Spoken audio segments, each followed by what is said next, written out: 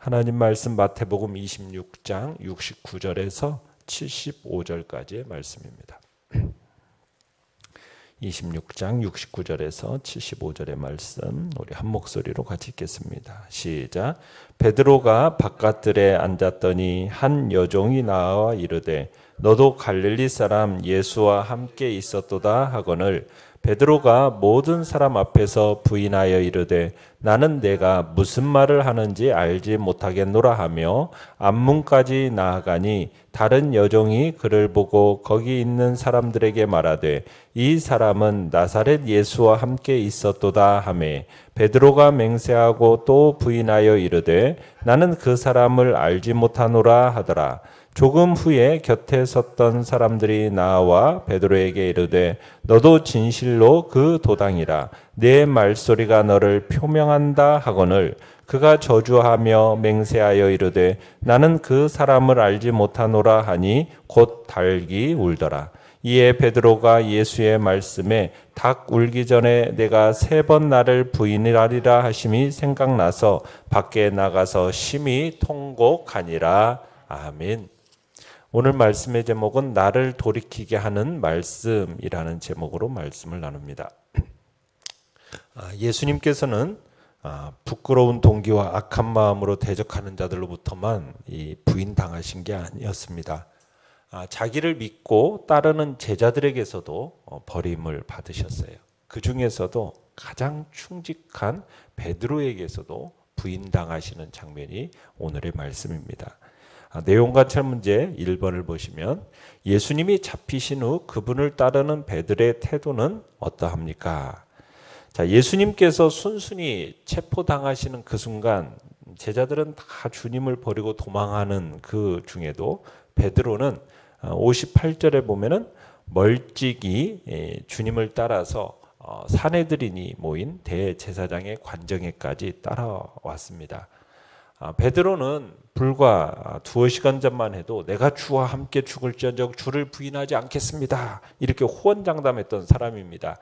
그런 사람이 지금은 사내들인 졸개들에게 발각될까 봐 몰래 그리고 멀찍이 예수님을 따르는 거죠.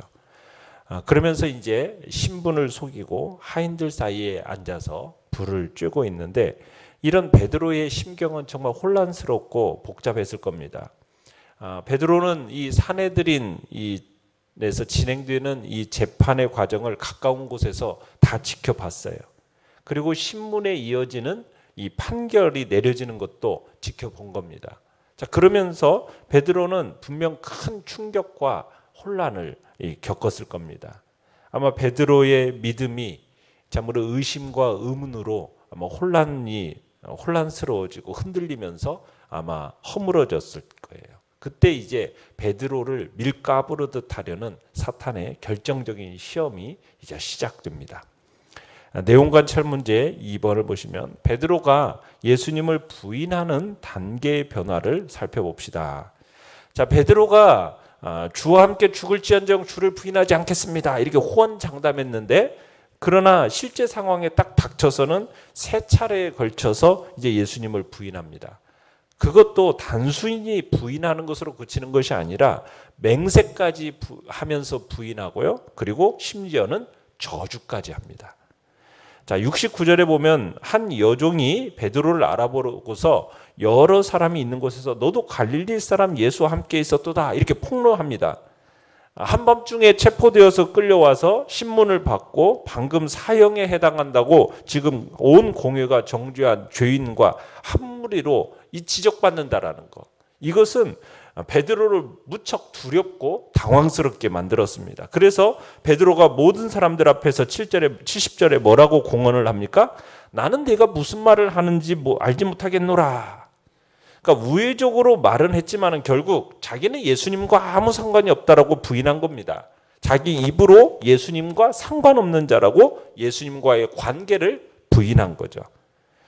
예수님께서는 이스라엘과 교회 법정으로부터만 거부당하신 게 아니라 가장 아끼고 사랑하고 신임했던 제자로부터도 만인 앞에서 공적으로 부인당하신 겁니다. 자, 주를 모른다고 부인은 했지만 여전히 두려웠습니다. 그래서 베드로가 자리를 이제 옮깁니다. 어디로 옮겼습니까? 앞문까지 나왔다. 71절에 그러죠? 앞문까지 나왔다. 그때 또 다른 여종이 그를 보고서 모든 사람에게 뭐라고 알립니까? 이 사람은 나사렛 예수와 함께 있던 자다. 이렇게 알립니다. 그러자 베드로가 또다시 이제 주를 부인하죠. 뭐 하면서 주님을 부인하고 있습니까?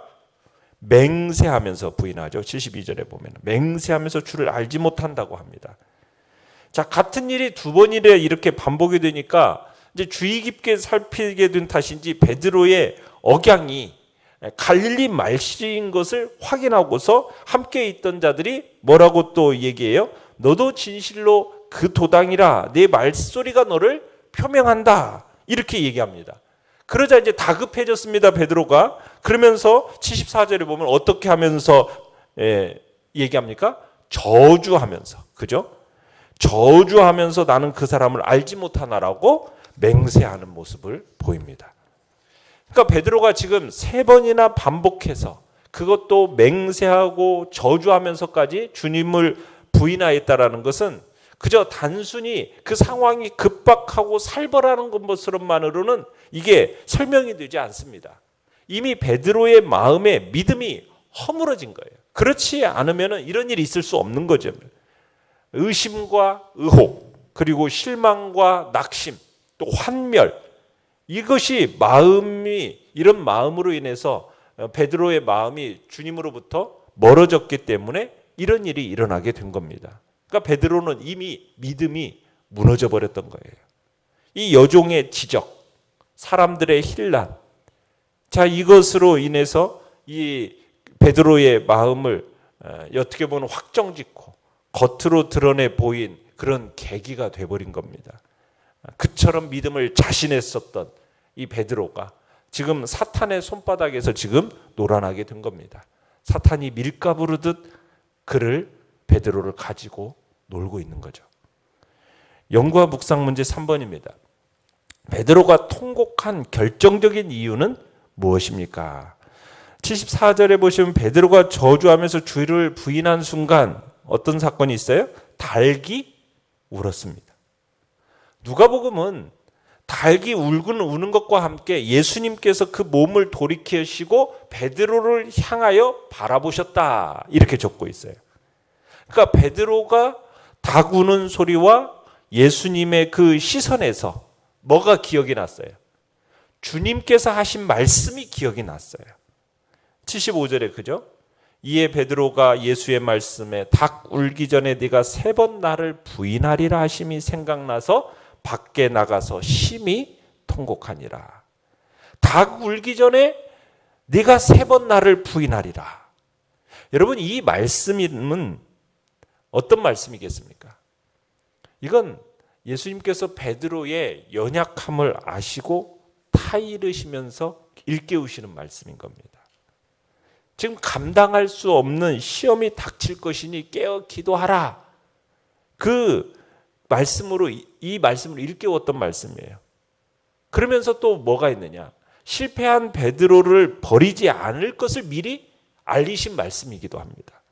내가 너를 버리지 않고 그 혹독한 시험에서 무너져 주저앉은 너를 내가 다시 일으키겠다라는 어떻게 보면 약속의 말씀이 바로 닭 울기 전에 내가 3번 나를 부인하려는 말씀 속에 들어있다라는 거죠. 그러니까 예수님께서 베드로의 부인, 닭의 울음소리, 이걸 미리 연관 지어가지고 말씀하신 것. 이것은 베드로로 하여금 비록 범죄한 후에라도 즉시 회개에 이르도록 만드시려는 의도가 있었던 거죠. 참 여기서 우리는 당신의 그 사랑하는 제자들에 대한 주님의 그 한량없는 긍휼과 배려를 볼 수가 있는 거예요. 주님께서 간곡하게 이르시던 말씀, 또 자기를 바라보는 시선, 여기에 담긴 뜻을 베드로는 깨닫습니다. 그래서 어때요? 밖으로 나가서 심히 통곡했다고 그래요. 이 심히 통곡했다라는 것은 그저 단순한 어떤 회오의 눈물, 뉘우침의 눈물, 이것만을 얘기하는 게 아닙니다. 주님을 저주하면서까지 부인한 자를 외면하지 않으시고 침뱉음 당하시고 주먹으로 얻어맞고 또 모욕을 당하시는 그 견디기 어려운 상황 속에서도요, 주님은 누구를 바라보신 거예요? 베드로를 바라보시는 거예요. 그러면서 그를 향한 긍휼과 변치 않는 사랑을 보여주신 거거든요. 이것을 다 깨달은 자의 눈물이 바로 베드로의 눈물이었던 거죠. 느낀 점 4번입니다. 예수님의 말씀을 기억하면서 통곡하는 베드로를 볼 때 무엇을 느낍니까? 참 정신없이 주를 부인하던 베드로, 닭이 울고는 순간 주님의 말씀이 딱 생각이 나면서 자신이 지금 무슨 죄를 지었는가 이걸 깨달은 거예요. 그러면서 자신의 그 한계성, 연약함, 그래서 자신이 범한 죄에 대한 심한 자책감을 느끼면서 통곡한 겁니다. 그러니까 베드로는 주님을 부인하면서 저주하면서까지 그렇게 부인하는 자기에게서 야, 내가 얼마나 이렇게 부패한 존재인지, 그 부패한 성품이 자기의 힘으로는 감당할 수 없을 만큼 깊다라는 사실을 아마 자기 몸으로 직접 체험하게 되었던 겁니다. 그런데 참 베드로는 죄를 깨닫는 것에만 멈추지 않고 어떻게 했어요? 회개했다라는 거예요. 심히 통곡할 만큼 깊이 회개했다라는 것이 참 은혜입니다. 그냥 단순한 뉘우침만이 아니었어요. 정죄당하고 짓밟히는 그 주님의 모습에서 그는 시험받는 자를 붙들어 주시는 그 하나님의 아들의 능력을 봤던 겁니다. 저주하면서 막 자기를 부인하는데, 주님을 부인하는데 자기를 바라보는 그 주님의 시선, 그 시선 속에서 뭘 느끼는 겁니까? 실패한 자를 일으켜 세우시는 그 깊은 사랑과 능력을 베드로는 경험했던 거예요. 막 저주하면서까지 부인하는, 주님을 부인하는 그런 자를 향하여 믿음으로 다시 일으켜 세우시는 그 무한한 긍휼과 큰 권능을 베드로는 보았던 거죠. 베드로가 경험한 이런 일들은 절망한 나머지 그냥 스스로의 모든 가능성을 닫아버리고 인생을 끝내버린 유다의 경우와는 매우 다릅니다. 가룟 유다도 어떻게 보면 스스로 목숨을 끊을 정도로 깊고 처절한 죄의식으로 괴로워했었어요. 어쩌면 베드로보다도 더 애절하게 통곡했을지도 모릅니다. 그런데 가룟 유다는 이런 회개의 은혜를 입지 못했어요. 이런 죄인도 살리시는 그 주의 은혜와 능력에 자기를 맡기지를 못했어요. 그러나 이런 결과는 신실한 믿음이나 경건, 어떻게 보면은 베드로가 이렇게 할 수 있었던 것이 베드로가 어떤 신실한 믿음이 있었다, 경건이 있었다, 주를 향한 뜨거운 사랑이 있었다. 여러분 그것으로 이루어낸 것입니까? 그게 아니죠. 그렇지 않아요? 베드로에게서 이것으로 이 시험을 극복해낸 게 아닙니다. 어떻게 보면 그의 믿음은 완전히 사라진 듯이 보였고 정말 무너졌던 거예요. 자, 그런데 그렇게 무너지고 완전히 믿음이 사라진 것처럼 보여진 그런 상황 속에서 베드로가 일어설 수 있었던 것은 무엇이었을까요? 근본적으로 예수님께서 베드로를 위해서 기도하신 결과였어요. 누가복음 22장 31절로 32절에서 뭐라고 주님이 말씀하셨느냐면 시몬아 시몬아 보라 사탄이 너희를 밀가부르듯 하려고 요구하였으나 그러나 내가 너를 위하여 내 믿음이 떨어지지 않기를 기도하였노니 너는 돌이킨 후에 내 형제를 굳게 하라. 주님의 기도로 베드로는 살아난 거였죠. 여기 이 예수님의 말씀 속에 담긴 이 뜻을 바울은 로마서에서 이렇게 밝히고 있어요. 누가 정죄하리요? 죽으실 뿐 아니라 다시 살아나신 이는 그리스도 예수시니 그는 하나님의 우편에 계신 자요. 우리를 위하여 뭐 하시는 자다? 간구하시는 자신이라. 누가 우리를 그리스도의 사랑에서 끊으리요? 환난이나 곤고나 박해나 기근이나 적신이나 위험이나 칼이랴. 사랑하는 성도 여러분, 우리의 믿음이 떨어지지 않고 어떻게 보면 무너진 그런 상황 속에서 우리가 다시 일으킴을 받을 수 있는 것은 내가 무슨 믿음이 좋아서 내가 무슨 주님을 향한 사랑이 있어서 그게 아니라 무엇 때문입니까? 나를 향한 주님의 중보 기도가 있기 때문인 거죠. 그 기도로 내가 지금 이 믿음을 유지하고 주님을 향한 그 사랑을 지금 덧입어서 가고 있는 겁니다. 참 그 사랑이 얼마나 크고 놀라운지를 다시 한번 이 베드로의 통곡의 눈물을 통해서 우리가 확인할 수 있게 되는 거죠. 결단과 적용 5번입니다. 나는 주님이 계신 바로 그 자리에 그 고난의 현장에 함께 있습니까? 아니면 베드로처럼 주님과 거리를 두고 바깥 뜰에 앉아 있습니까? 불이익을 당할까 두려워서 또는 세상 쾌락을 즐기고 싶어서 주님을 모르는 사람처럼 행동한 경우는 없습니까? 우리가 주님 앞에서 돌이키시며 돌아보시면서 결단하시고 적용하시길 바랍니다. 오늘의 기도 같이 읽겠습니다. 시작. 저를 깨우쳐 주는 말씀에 민감하게 하시고 늘 말씀에 자신을 비추며 삶을 돌아보게 하소서. 아멘. 말씀을 생각하면서 기도하시고요. 연약한 우리의 지체들을 위해서 기도하시고 또 주께서 긍휼과 자비를 우리 가운데 베풀어 달라고 이 코로나 사태를 속에서 주의 긍휼과 자비하심이 우리 안에 나타나기를 소원하면서 주여 우리 세 번 부르짖며 나아갑니다.